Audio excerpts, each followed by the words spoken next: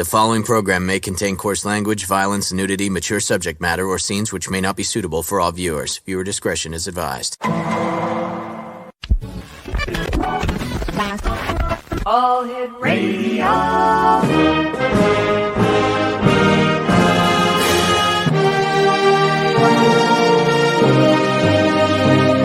Welcome to the X Zone, a place where fact is fiction and fiction is reality. Now, here's your host, Rob McConnell. Welcome back, everyone. This is the X Zone. I am Rob McConnell, coming to you from our broadcast center and studios in St. Catharines, Ontario, Canada. As always, email is xzone at xzoneradiotv.com, and all social media sites, Xzone Radio TV. And we're coming to you tonight on the Talkstar Radio Network, X-Zone Broadcast Network, Mutual Broadcast Network, and of course, Channel 54 on Simul TV. Just in case you're wondering, X-Zone Nation, 13 days left till Christmas. Plenty of time for you to get onto Amazon and get whatever you need, or you can wait until the 24th, just before midnight, and go to your local Quickie Mart. It's totally up to you. I'd suggest going to Amazon personally. X-Zone Nation, our guest this hour is Ronny Dawson. We've had the pleasure of having Ronny on before, and he's got a very interesting story to tell us. Joining me now from Texas, where the rains are finally coming, Ronny. Thank you, Rob. It's great to be here on X-Zone again. Good talking to you, Ronny. For the listeners who haven't had the opportunity of knowing about you and your story, tell us a little bit about yourself. Yeah, I'm just my name is Ronny Dawson. I've lived here in Texas most of my life, and I worked in the oil field. I'm an oil field crude oil transport driver. Mm-hmm. And like I said, I'd never seen, I had a UFO encounter. I was having some UFO encounters in 2009, and I'd never seen anything like that before, ever. You know, it was, I didn't really believe in UFOs at that time, but I started seeing some stuff I couldn't explain. So, and my God, it just kept getting, crazier and crazier. Yeah. And, Ronny, can you share with us, what was it that shifted you from a non-believer to a believer? I think the first thing was I witnessed an up close and personal cattle abduction. I was watching some lights moving around, and it was freaking me out. And I seen them move down. They shine a blue light down the ground, and there was something in the blue light that was being lifted. It was about 30 feet up in the air and continuing to rise. And then my eyes came into focus on what was in that thing. And it was a cow, and it was whipping its head from side to side like it wasn't enjoying the ride. Mm. And at that, I thought about stopping and trying to look for my accident camera to get some pictures. And once I seen that it was a cow being lifted, all I wanted to do was get it out of there. Get out there. I didn't want to stick around for that. Now, Ronny, you yourself are a contactee. Can you tell us about your contacts? Yeah, the contacts just they just kept coming. I mean, it was like somehow or another I got my attention, and and it was like it just, and like I said, in 2000, 2010, I seen the 2010 I had a home invasion, man. I mean, they came into my house and they ransacked my house, and they had me paralyzed in the bed, and I was watching them through the open bedroom door, run about the house. And I thought maybe I was having a medical condition, and there was some raccoons or something in my house. And then I seen one run across a vertical wall. And at that point I realized that this is probably the same guys that abducted the cow.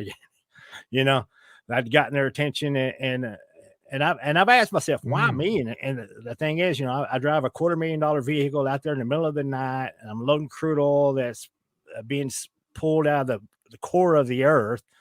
And so I got their attention at night, and maybe they thought I was a character that they decided that maybe I ran the operation or something. I have no idea why 8 billion people on earth, and they would choose me of all people. Like I said, I'm just an old truck driver.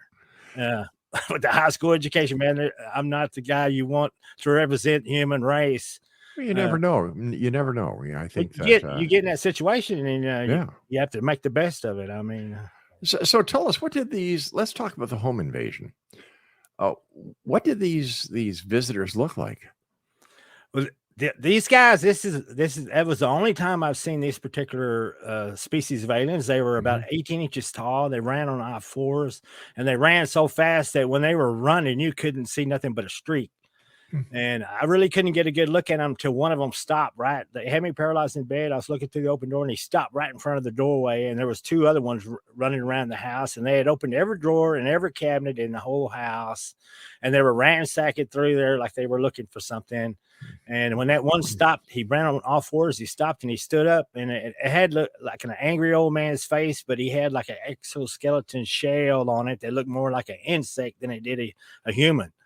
And it's the weirdest, ugliest thing you could ever imagine. And I was about 10 feet away looking at this thing. And so I got a really good look at it, and it wasn't pleasant to look at. And now, was there anybody else at home with you, Ronnie? no, I was living by myself at the time. And I had a girlfriend that was going to college, but like I said, we hadn't moved in together yet. So at that particular time, I was by myself here at the house, just me and my cat. And my cat was freaking out too. I mean, my cat seen him just because he stood in front. I heard a noise in the kitchen, and I looked through the open door, and there was my cat looking down towards the kitchen because I thought at first it was him. Mm-hmm. And then he ran in there and jumped in bed with me when they were running around in the living room. And he was scared as I was, And when they eventually ran into the bedroom, he bailed. He wasn't paralyzed. I mean, he was right next to me. I was paralyzed, but he wasn't. He jumped off that bed and he ran off out there, slid around the corner, getting the heck out of there. And I wish I could go with him. Wow. Yeah. Did these ETs try to communicate with you? Not these guys. I think these guys were on a mission. I mean, I've encountered several different species, and I think some of the species of ET, they just use them like contract workers, like they have a task, they're assigned to it. And I mean, there's I've seen several different kind of aliens. And these guys, that's the only time I see them, and they seem like they were a really good reconnaissance team. And I have no idea what they were looking for. Perhaps the laser that I had in my house that I had fired at a UFO earlier was the only thing I could figure. Was that they were looking for that laser for some reason, and I thought it'd be missing. I had it in a locked gun cabinet, and they had unlocked that gun cabinet, and they had opened every drawer in the cabinet and unlocked the gun cabinet, and but the laser was still in there. I thought for sure it'd be gone, but it was still there. Why did you fire a laser beam at a UFO? We were trying to get some solid evidence to the skeptics and scholars that we're actually seeing some UFOs. I mean, lights in the darkness don't really prove anything. Sure. And I'm the kind of guy. I understand people being skeptical, and I want to get the facts. I want to bring them the facts, and prove it. And we were thinking if I could fire the laser at the UFO and the crash propulsion system would cause the beam deviation of the laser, we could catch it on video, then we'd really have something solid to prove that this is actually not anything terrestrial. This is something non-terrestrial. Now, when you say we, who are we? I had my buddy with me that night, and we were, like I said, I'd seen like 2 UFO sightings in 7 days, and we were UFO watching, and I had the laser and I had a camera, and we had a plan that we were going to try to catch these guys and then shoot the laser around the UFO. And then he was supposed to video recorded, and he should have it because he was there. The camera was 3 feet away from him, but the guy had never seen a UFO before. And he just, I shined the laser at the UFO, and I thought they were fixing to take me out or something. I didn't know, because I thought, man, they're going to fire theirs back, and we may be 2 piles of ash here. It's the scariest thing I've ever done was I fired that laser around the UFO. I didn't get no beam deviation. I was disappointed. And I told him, I said, all right, man, I'm going to shine it on the thing to see if it reflects off of it like a mirror or if it absorbs it or what. And I shined the laser on the UFO, and it just absorbed the beam. I mean, it didn't even light up like you'd shine it on the side of a car or something.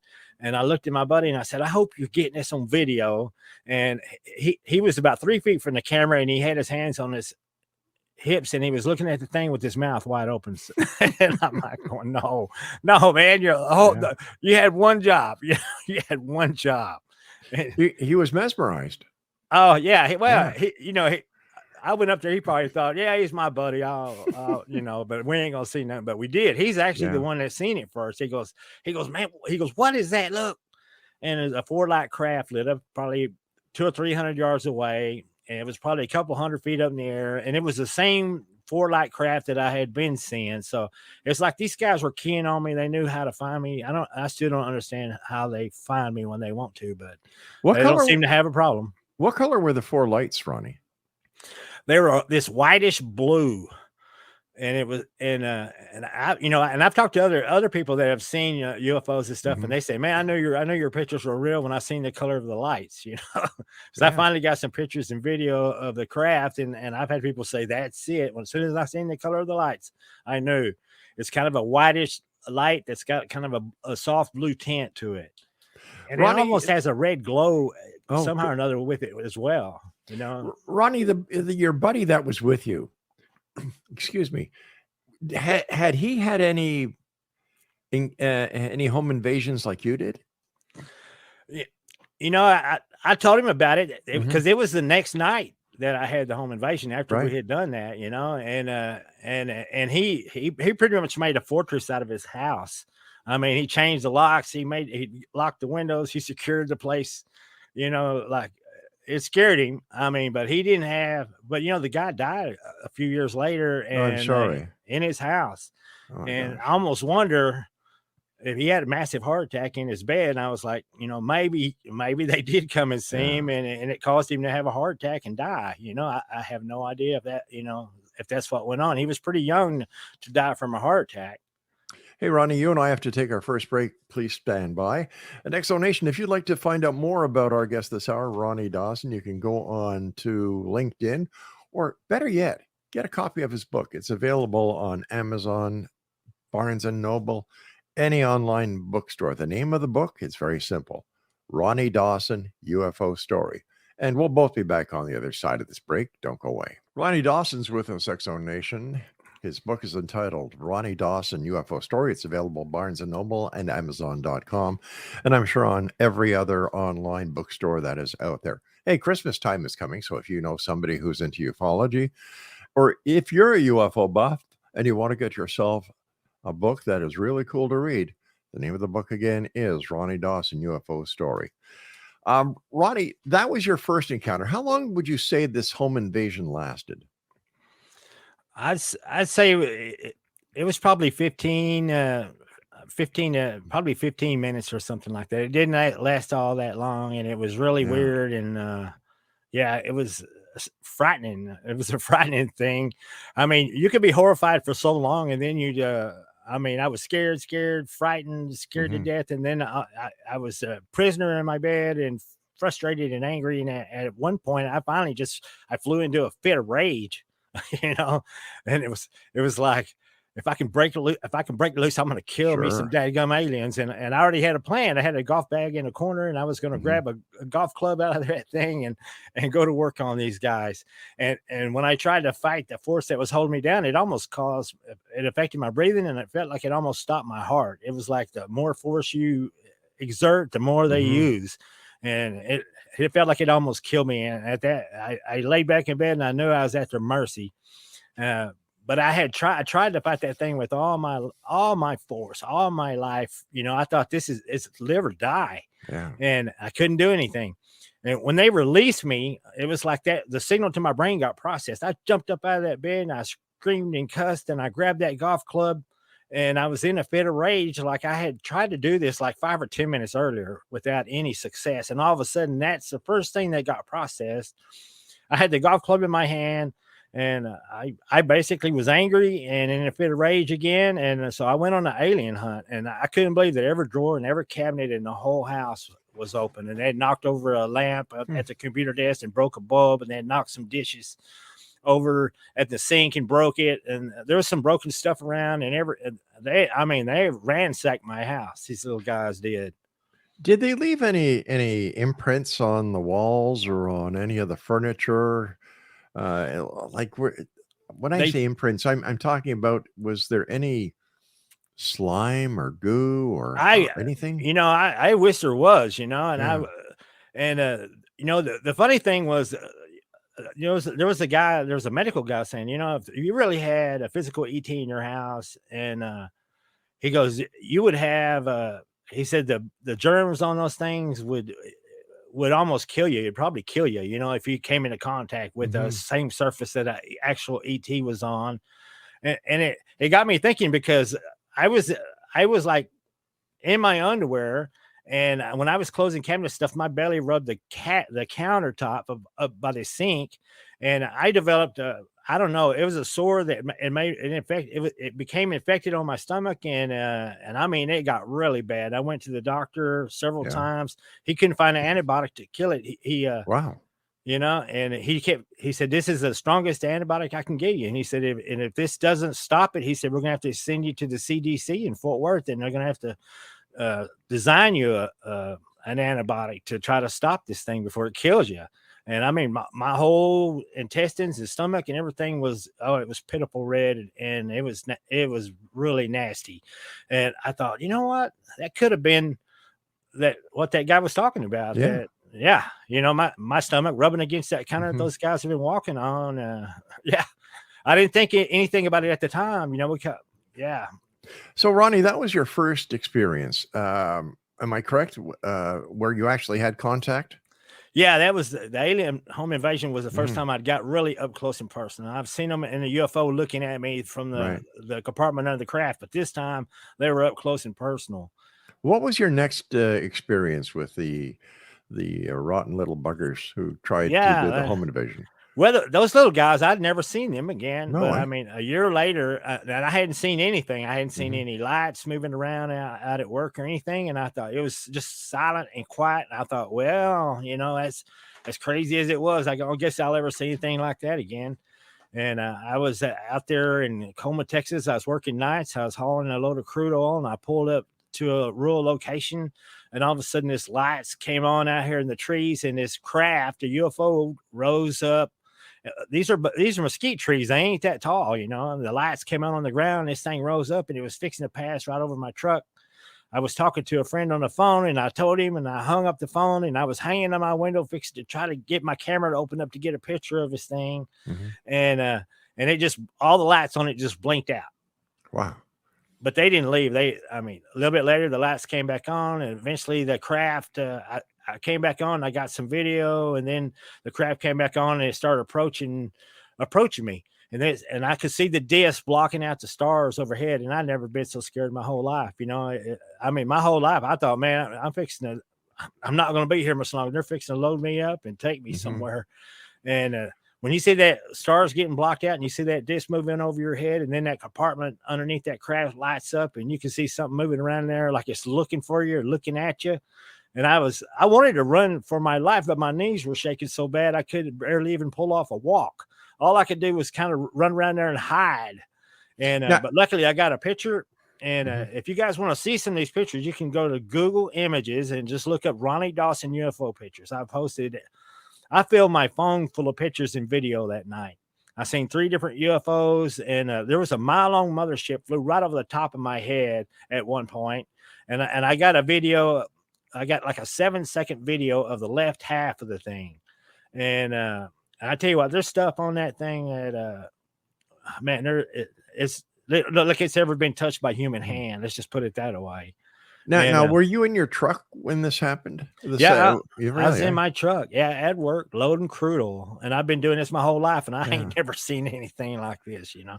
And when that mothership came over, it was a mile long. And I mean, if that thing would have fell out of the sky, it'd have crushed me, the tank battery, the truck, the whole area. You would have needed a golf cart to drive around this thing. And it was close to the ground. It was, for something that big, it was, I guarantee it wasn't no more than 500 feet up in the air. And I had some guys, you know, they were skeptical, and they said, well, you said, you know, if you really saw that, you wouldn't mind filing a FAA low craft report. I said, absolutely not, man. I seen this thing. I got pictures of it. I ain't got nothing to hide. And I did file a FAA low craft report, and I never mentioned the word UFO in the report whatsoever. I just said it was a very large craft, and it was way too low to the ground. And we did a phone conference with the FAA, and the FAA said that all known craft were accounted for at that time, and that I should report my UFO to Newfork.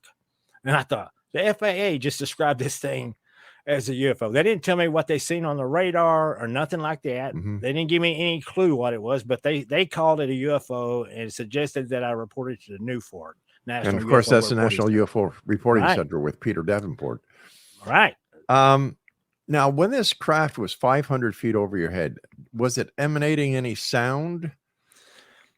You couldn't really hear a sound, but you could see this thing looked like solid rock. I mean, it looked like you were looking at the surface of the moon. It had pits and burn marks and craters on it. Wow. And it looked like I was looking up at solid rock. And when it first came over me, I didn't think it was a UFO at all. I thought this is a giant meteor, probably fixed to come in and take me out, and God knows how many other people.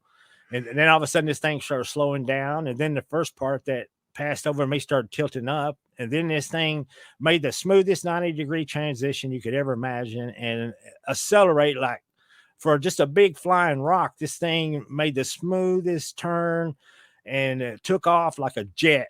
I mean, you could see the air rushing off of it. You could see it was creating circles of wind as something that big. When it moves that quick, it made like two giant vortexes of wind, and you could see the fog and the smoke rolling off the surface of it like water over a waterfall as it was starting to move. So there was definitely some wind action going across the surface of it. Were there any reports of this UFO besides the one you made to Peter Davenport at the National UFO Reporting Center? And I couldn't believe it. I can't believe it. Anything a mile long could come into U.S. airspace and not make the news. And there wasn't anything in the paper. There wasn't anything on the news. I was just shocked. I was like, there's no way that something this big could come over U.S. airspace and not even get reported. What time of night was this, Ronnie? It wasn't even that late at night. I mean, I think it was like 9:00 p.m. Wow. There should have been people outside who would have seen this as well. Yeah, you think, yeah. But it was cool, cool enough outside that people just ain't going to hang around out there, and late enough, everybody's inside watching TV, I guess. I don't know. But in the area where you saw the UFO, is there any Air Force base nearby that you can think of? There's not really much of one. No, nothing. Well, Dyess Air Force Base is like 68 miles away. But like I said, there's radars there's a Abilene Regional Airport radars like 60 miles, Dyess Air Force Base 68 miles, 132 miles away in Snyder, Texas. There's a 600-mile military radar. So I know good and well there's got to be some radar footage of this thing. And I've told people, man, if you want to check it out, see if you could find that radar footage. And I even had a buddy that's an air traffic controller, and he said, I'm going to take a look at it. But he said he tried to look at it and he couldn't access the file. But it could just have been that I'd filed that FAA report and it was being examined at the time and he couldn't access it. So I can't guarantee you that it had been removed. Maybe it wasn't accessible to him at the time.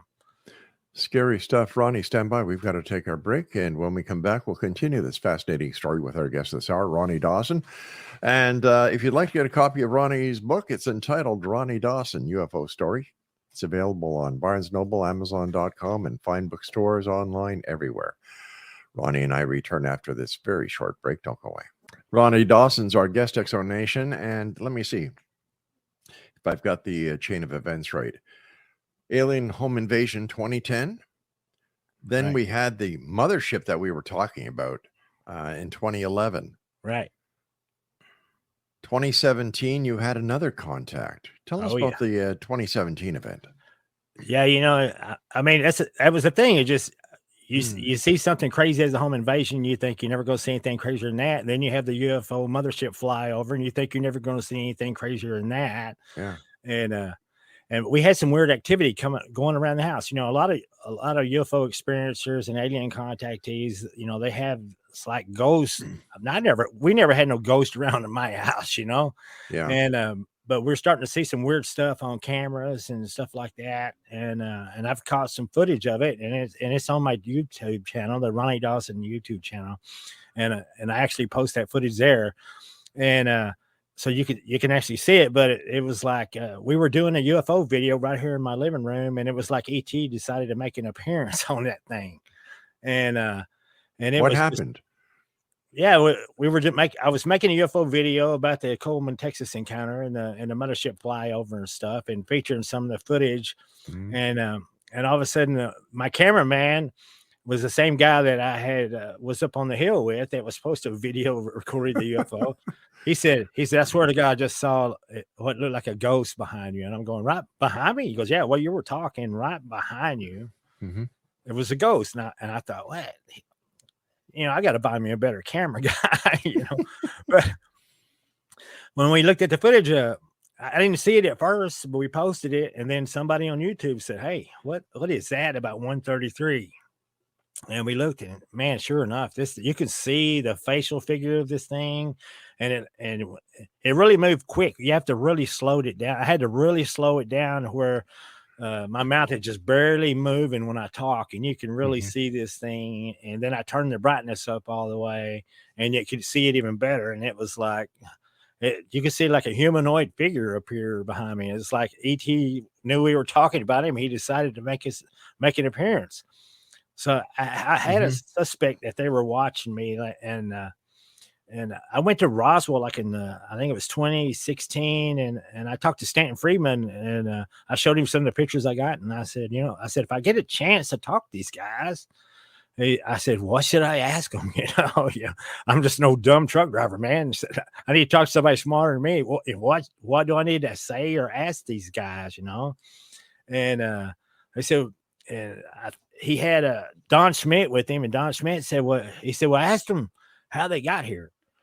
And I thought, yeah, that's a good idea. And then Stanton said, no, he said, tell them to show you how they got here. And that's even better. Even better idea. So, and I remember that. And it was a few months later that it was in 2017. And I was working nights. I was sleeping late in the morning. It didn't even happen at night. It was in the morning. It was in the early morning hours when all this went down. And I'm sitting there, and I was in bed asleep, and all of a sudden I had like a weird dream, like there was like two females pulling on my arms, and then I slipped out of their grasp, and I fell immediately back to sleep. And I thought, that was a weird dream. And then all of a sudden they had me again, and they were pulling on me, and they said, and one of them looked right at me, and she said, help us. And I didn't know. I felt like they were pulling me out of a manhole or something. I didn't realize they were pulling my physical consciousness out of my body.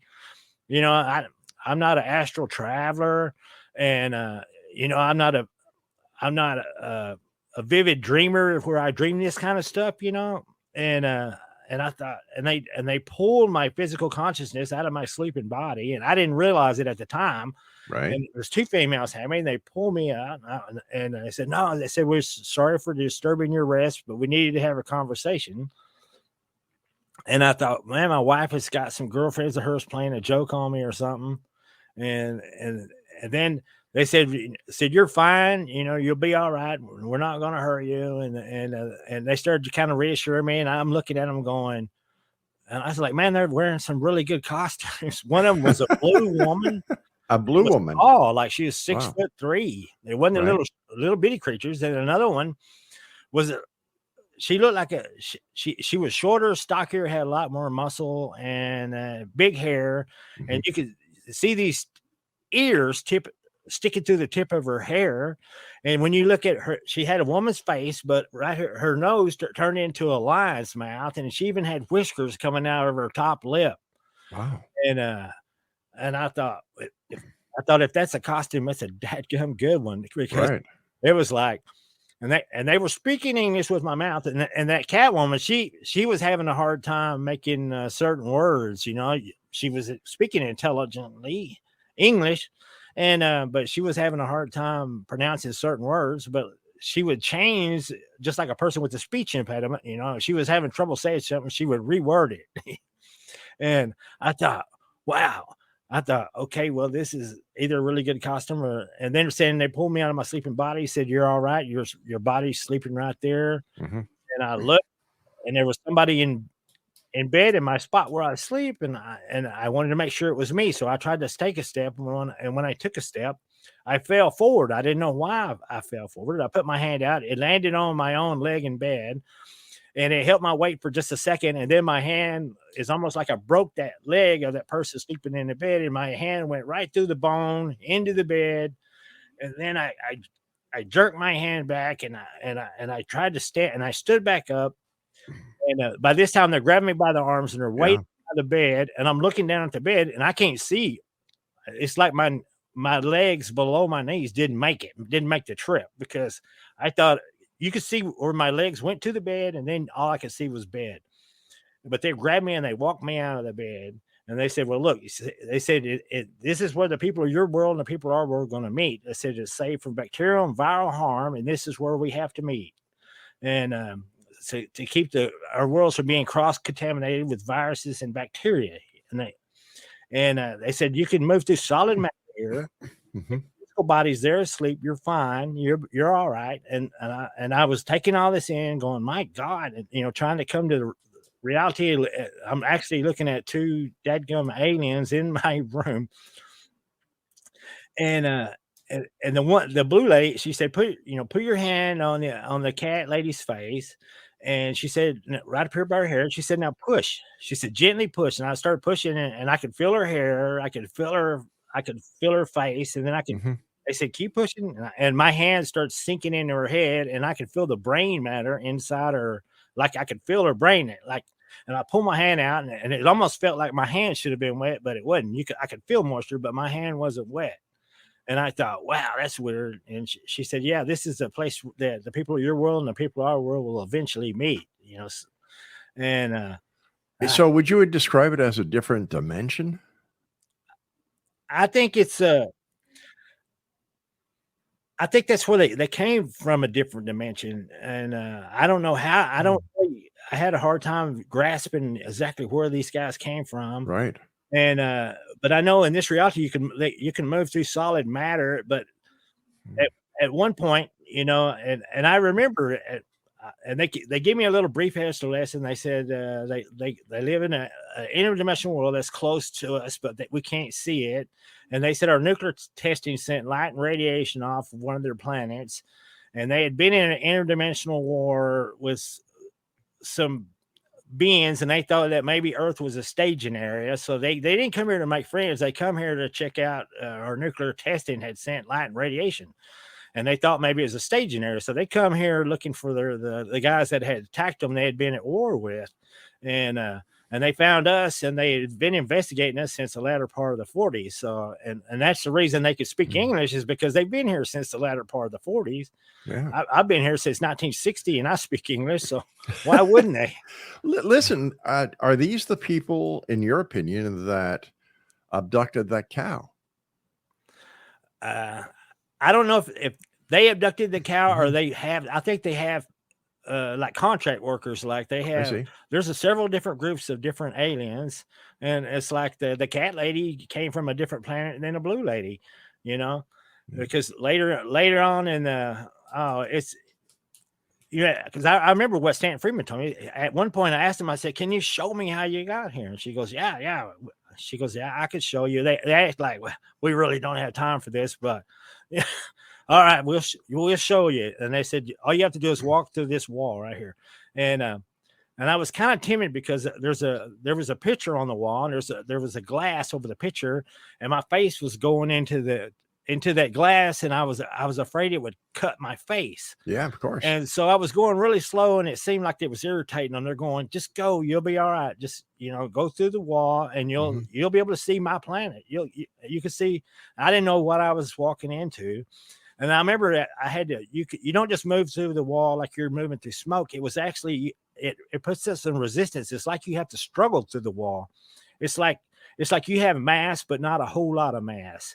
And it was like when you move through solid matter, you have to like struggle through it. It's not like you can just walk through smoke. So I was like having to struggle through the wall, and it was really uncomfortable. I felt the sheetrock in my wall going through my stomach and intestines, and I could feel it passing through and in my brain and stuff like that. And it didn't hurt, but it was a very odd, uncomfortable feeling. Like you wouldn't want to just stand there in it. Yeah. It was an unnatural feeling. And I kept moving through this thing. And I remember I hit a stud in the wall on my right shoulder, and I really had to struggle through that stud. It was like that. I could feel that stud. There's something in the wall, and I had to struggle harder to get through it. And later I tested that area that I had walked through, and there is a stud right where my shoulder would have hit. Inside that wall, I tested it with the stud finder. Sure. I put that on YouTube as well. but when I went through that wall, I didn't know. I thought it'd be a tunnel. I didn't know what to expect on the other side, and I think there was some miscommunication there. I think they wanted me to look through the wall. I don't think they intended for me to walk through the wall, because I took a step through the wall to get all the way through it, and I ended up falling into outer space and there was a planet off to my left, and it wasn't Earth. I don't know where this thing is at. I don't know how, and then you could look up in the sky, and the sky was really lit up because there was like a black hole clearly in. Now the stars looked like our stars, but there was a black hole in clear view of their sky.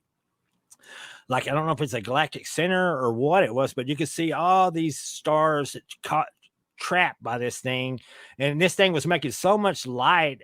I think I was looking at the dark side of their planet at night, but it's not dark. There was so much light because of all the planets near there.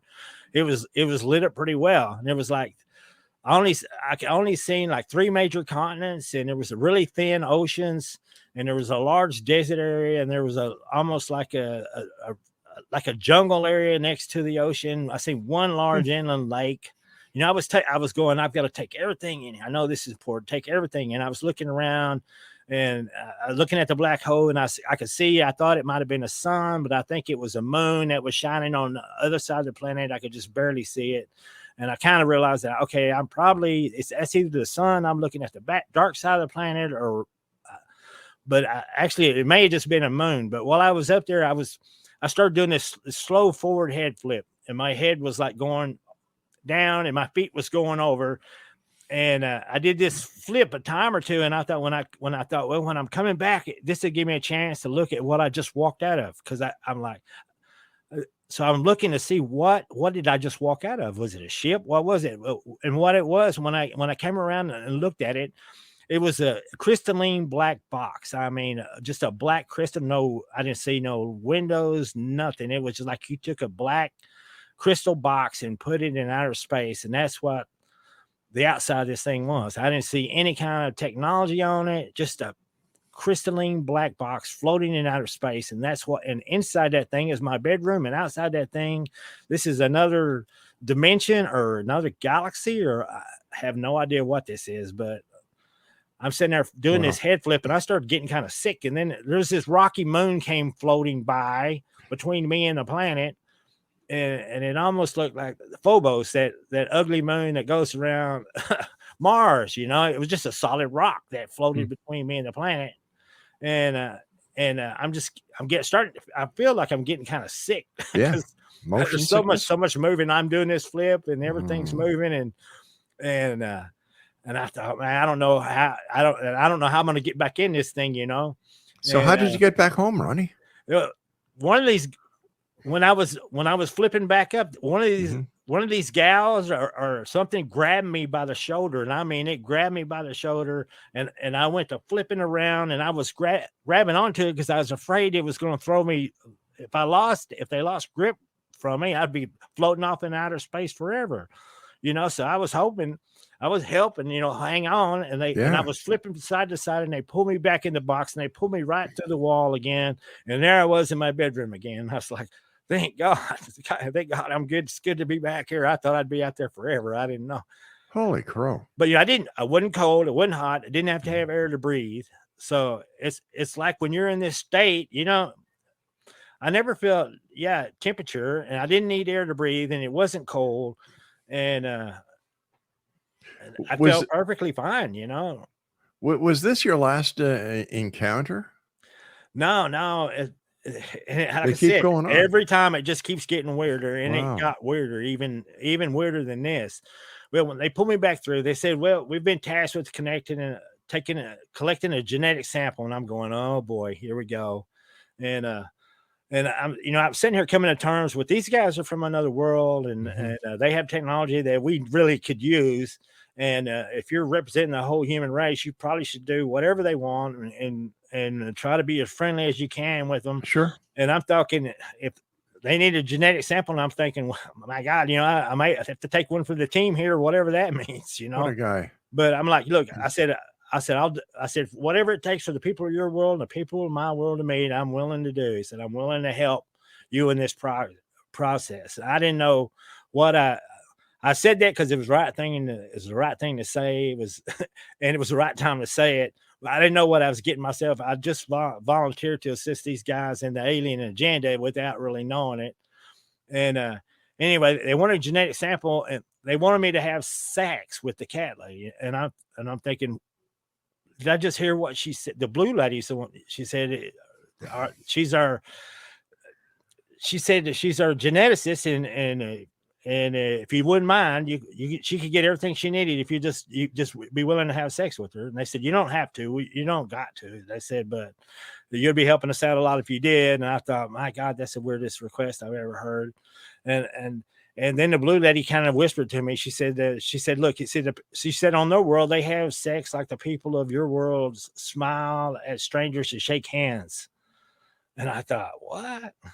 And she goes, yeah, the people at my world think it's weird too. And she said, it's just she could get whatever she needed, and the blue lady stepped out and she started taking her clothes off, and she had stripes and she had this hair it was a thin hair that covered her body. And she had these black stripes that went around her waist and the back of her legs. And she, and she had a tail. I mean, this thing is whipping back and forth. And I'm thinking, my God. And then guess what? Guess who comes walking through the bedroom? My wife. My wife is home. She comes walking through the bedroom, and you can see her plain as day. And I thought, and here you are having sex with an alien. No, not yet. Oh, not yet. Not yet. Not yet. Okay. She walked to the room twice. Oh. The first time she walked to the room, we were having a conversation, and my wife walked to the bedroom on her way to the bathroom, and she said she can't see us. She said that they can't hear or see us when we're here. And my wife walked. I could see the clothes she's wearing. She walked to the bathroom, and when she come walking back from the bathroom, she stopped for a second and she looked over where we were standing, and the cat lady alien kind of freaked out, and she looked at the blue lady and she said, "Can she see us?" Because and the blue lady said no, and she said she's looking at him, and she pointed in my body sleeping on the bed. Paused for a second, and she continued walking. And later I asked her, I said, you walked to the bathroom, and you came back and you stopped and you looked over and at us in bed. I was talking to them, two aliens, and you couldn't see me. And I said, I was sleeping in bed. I said, why did you stop? And she said, well, you have sleep apnea. And she said, I worry about you stopping breathing. So she said, I'll stop, I'll pause. I see you breathing all right. And then I continue on my way. I never knew she did that. All right, Ronnie, we're running out of time really fast here. I have to ask you, did you have sex with that cat alien? Yes. You I animal, did. you I did. Animal. There was 2 times. How was it? That was the first time, and the second time was in 2020. What they did, they made a clone for me that time, and in 2020 they took my physical body again and they transported it and put it into a clone on an alien world. Wow. And that clone had a 17-inch alien penile augmentation added to it. That wasn't mine. It was my body, but it was that part of me is not there.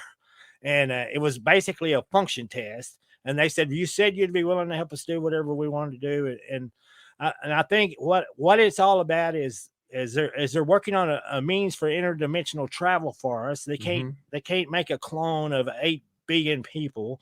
Right. So they're trying to make a genetic clone that they could put each one of us in.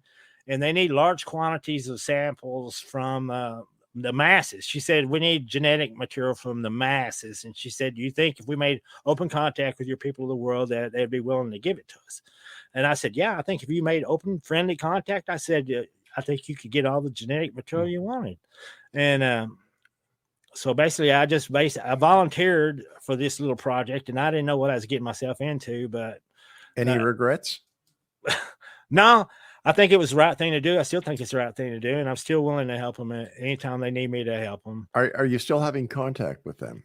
It was the last time was about it wasn't this November. It was about a year ago in November, 2021. And I had another odd encounter. This time, the Anunnaki, I didn't know if I really, Anunnaki, and they talked about the fallen angels were the ones that they said the ones that they were at war with, and they think may have used the earth as a stationary. They said it sounds a lot like your fallen angels that's referenced in your Bible.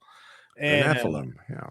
yeah. And anyway, I got to meet one of those guys about last November, and it wasn't a nice encounter. And this guy basically threatened me and said, "Your friends ain't here to help you now." And he said, "I'm here to investigate how much problem you've caused us." And he said, "I've looked in your future." And he said, your future is very short. He said, "You're going to get sick and you're going to get sick when you're 63 and you're going to die when you're 65. And you said, no one will ever believe you, and you ain't causing us any problem. So you might as well just shut up." Wow. And this guy was 12 feet tall, and absolutely, when you see how big those guys were on Right. in Egypt on the engravings, that's how big this guy was. He had me in a basket hold, and my feet was down to about his waist. In fact, at one point I was trying to kick him in the groin with my ankle. That's how big this guy was. Listen, Ronnie, before we say so long to you, because time has gone by so fast, first of all, I want to thank you so much for coming on the show, and continued success with your book. And Exonation, if you'd like to get a copy of Ronnie's book, it's entitled Ronny Dawson. That's Ronny Dawson, UFO Story. As we've said before, it's available at Barnes & Noble, Amazon.com, and I'm sure at other online bookstores. The two extraterrestrials, the blue lady and the cat lady, was there any way that you could contact them now and tell them what this fallen angel said and how he threatened you? Well, the next night, the alien doctor that was there, the second time I had sex with the cat lady, it was in a surgery room setting, and this angry alien doctor's barking directions at me the whole time. And that same alien doctor was there the next day, and he said, "Don't worry about that guy." And he showed me a picture of myself, and he said, "You're gonna have this embolism," and he said we could put this on it, and we can fix you. He said, "Don't worry about it." And I'm like, well, it don't sound like it's in my control either way, but sure. So I don't know what to believe. I guess if I die here in a few years, you'll know. Well, we certainly don't want that to happen, Ronnie. No, I don't either. So I want to thank you so much for joining us. Take care of yourself, Ronnie. And if I don't have the